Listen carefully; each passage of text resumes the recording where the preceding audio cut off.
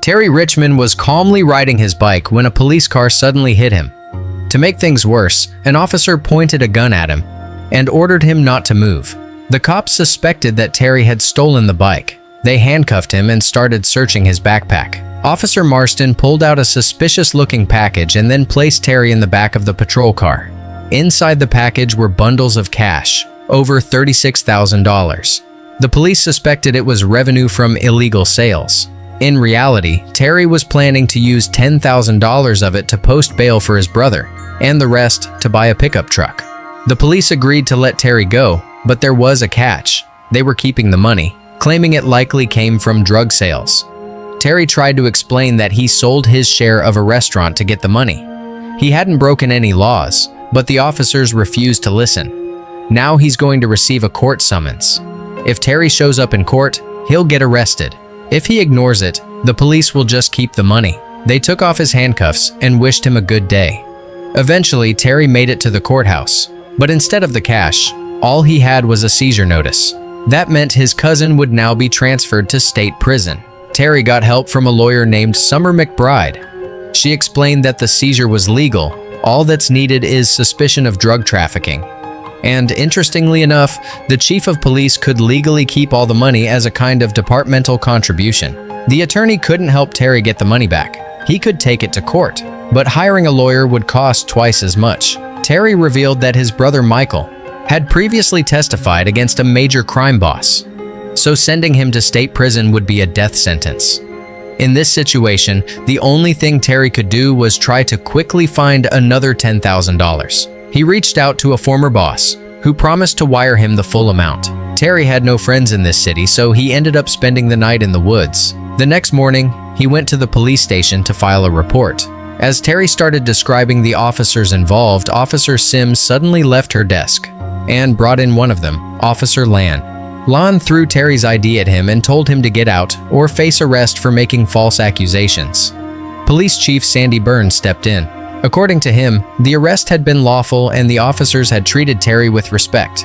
But now, if Terry kept bothering his officers, he would face criminal charges. Byrne told him to turn off the recorder and leave the station. Terry begged them to at least return the $10,000 he needed for bail. He was willing to forget about the other $26,000. The chief liked that offer and even allowed Terry to visit his cousin the next day. Terry had to spend another night in the woods. But the next morning, he found out Byrne had lied. The bus transporting the inmates had already left by the time Terry got back to the station. He took a shortcut through the woods to catch up with the bus. He made it and shouted to Michael, urging him to request protective custody. Everyone now knew who he was. He was in danger. It turned out that Terry's former boss couldn't help after all. Because of Terry's complaint, the police had raided the restaurant under the pretext of a drug search and seized the boss's cash from the safe. Terry turned to Summer once again, but she was under pressure too, and she did not want to risk losing her job. She was forced to act in secret. The lawyer discovered that something was clearly off. Michael had been given an unusually high bail and a 90-day delay, and there were many similar cases. She promised to keep digging, although she was already being watched. The girl was taking a serious risk. The cops found out that Terry had served in the Marine Corps, but apparently he had no combat experience. That made the chief feel a bit more at ease, especially when the persistent vet showed up at the station again. Byrne was pleased that he had tricked Terry. How dare he try to bargain and set conditions in his station? But Terry calmly explained to the arrogant chief that he had been backed into a corner and had no choice but to act differently. At that moment, Officer Sims uncovered that Terry had actually been an instructor, a highly skilled hand-to-hand combat expert. Byrne reached for his holstered pistol, but Terry easily disarmed him and unloaded the weapon. Pretending to take the chief hostage, Terry then disarmed Officer Elin as well. The jiu-jitsu master overpowered the cops and walked into the station with them in tow. Terry ripped the phone cord from the wall and ordered the officers to sit down together. In a nearby office, Sims was hiding. She handed over her pistol and helped cuff her fellow officers. Terry then sent her to the evidence room to retrieve his money, the $10,000 they had agreed upon. Outside the building was surrounded by heavily armed officers. Terry instructed Sims to make it look like she had arrested him. She placed the Marine in the patrol car and told another officer that everything was under control. Terry handed her back the pistol, got on his bike, and rode straight to the courthouse. At last, he was able to post bail for Michael. Terry shared his plan with Summer. He was going to turn himself in and get locked up with his brother. Suddenly, a SWAT team stormed the building. They ordered Terry to get on his knees and immediately shot him with a taser. After being checked by a paramedic, Terry was driven back to the station. This time, Chief Byrne got into the vehicle with him. He admitted that if he had known who Terry really was, he never would have messed with him. Terry recalled seeing stacks of cash and an arsenal of weapons in their storage room. Byrne explained that they received barely any funding, so the cops had to figure out their own ways to make money. The car stopped outside a hospital. Byrne threw the remaining $26,000 on the ground and unlocked Terry's handcuffs. Then he broke the news. Michael had been attacked in holding and suffered severe stab wounds. Byrne gave Terry a choice: take the money and leave, or do 30 years in prison. There would be no second chances. All he had to do was walk away. Michael died in the hospital without ever regaining consciousness. Terry gathered his belongings from the woods and got into Summer's car. She had agreed to give him a ride. A police car followed them. Summer had uncovered dozens of cases where bail amounts were grossly disproportionate to the alleged crimes. All the detainees had been intentionally held for 90 days. Why the cops did it, no one could say, but Terry no longer cared. All he wanted was to get out of that city. Just in case, Terry gave Summer his phone number. That night, police officers broke into the lawyer's house. They injected her with drugs and tossed the syringe into the sink. Dazed and disoriented, Summer nearly called the police, but then came to her senses and dialed Terry instead. He arrived at her house in the pickup truck he had bought and found her sitting in the bathtub. Summer was currently in the middle of a custody battle over her daughter, and if this incident came to light, she could forget about ever seeing her again. The cops knew exactly how to pressure the lawyer. She had a past, including drug use and a criminal record for stealing her father-in-law's lawnmower. Summer went to work only to find out that the judge had already been informed about her relapse the night before, and she was immediately ordered to take a drug test. At that moment, Summer realized she had lost both her job and her child. Terry hoped to stay under the radar, but Officer Land got on his tail and ordered him to pull over. A second police cruiser pulled up nearby. Terry promised this was the last time. Something serious had happened today, but he swore he would disappear for good.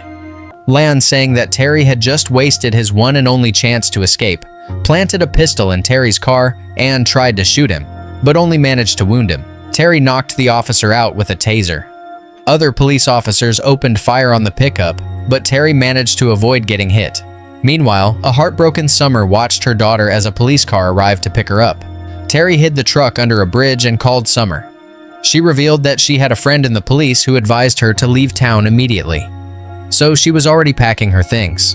She was also told to stay far away from Terry, but she ignored that advice and met up with the fugitive at his old workplace, the restaurant. Mr. Liu, his former boss, was there, and he was in the middle of removing the bullet from Terry. Terry was lucky. Mr. Liu had served as a doctor during the Korean War. Terry began to realize they were being eliminated quietly. If it were official, SWAT would have been sent. This was all because of Summer's investigation. The goal now was to get rid of the witnesses. Summer turned to a fellow attorney. He did not say anything directly, but hinted that they should visit the judge. Terry did just that. The judge revealed everything had started when police killed an innocent man. The resulting lawsuit nearly bankrupted the city. Since then, the city's treasury had been quietly replenished through Chief Byrne's schemes. Everyone in town benefited. Defendants who could not afford the massive bail amounts were always held for exactly 90 days. The charges were so minor that they did not qualify for a public defender. And, according to the rules, data from police body cams could be deleted after that 90-day period, meaning it would be impossible to prove anything later. The cops had pulled the same stunt with Michael, just to throw him behind bars. The footage of his arrest was stored on a hard drive in the courthouse, or more precisely, in a storage vault beneath it. That very night, the police decided to get rid of all the evidence and set fire to the storage room. The vault held tons of hard drives. It would be impossible to rescue them all, but Summer remembered the SD cards from the officers' body cams. Over the past week, she had collected about 20, and one of them had footage of Michael's arrest.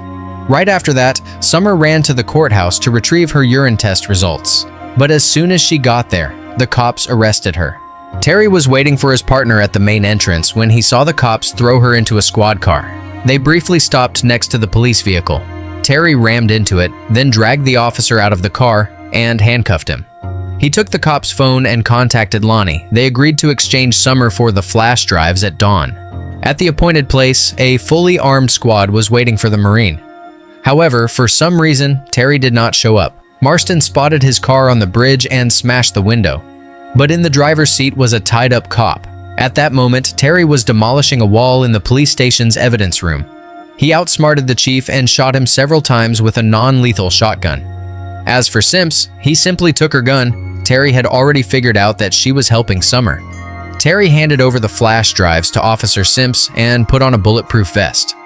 If anything happened to Summer, he would burn all the money along with the station. Suddenly, Simps pointed her gun at Terry and said she would not allow anyone to die today. Terry walked outside and threw the bag of weapons onto the ground. Simps handed all the access cards to Lonnie, and he stomped on them. The villain had drugged Summer and was already preparing to execute Terry. But then his partner, Marston, turned against him. He wanted to arrest Terry and get Summer to the hospital as quickly as possible. Our hero realized he had been wrong. Summer's true ally was not Simps, but Marston. But the police chief shot Marston in the leg, and the wound was so bad he began to lose a lot of blood. The cops started arguing about whether to call an ambulance. At that moment, Terry dragged Marston behind a car. Simps still chose not to shoot him. The Marine began throwing flashbangs at the cops. Marston told him to grab the footage from the police car's dash cam. It clearly showed the chief shooting him. Terry filled the whole parking lot with smoke and went hand-to-hand against the cops. He knocked out everyone in his way. He beat Lonnie with particular brutality. Terry jumped into the right car. Summer was lying inside. He injected her with the necessary medication to counter the overdose and loaded Marston into the car.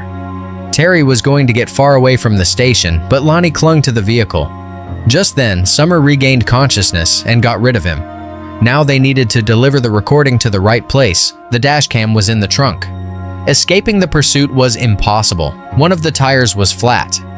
Simps and the chief agreed to make a maneuver to stop the fugitives. But instead, Simps rammed into the police chief's car. The other officers decided not to attack the car with the wounded officer and let it reach the hospital without interference. Simps pointed her gun at the chief. Terry carried Summer into the hospital in his arms, then grabbed a fire axe and used it to open the trunk and retrieve the dashcam. Now all that was left was to wait for decent cops to arrive and hand over the footage. That's where the film ends. Thanks for watching.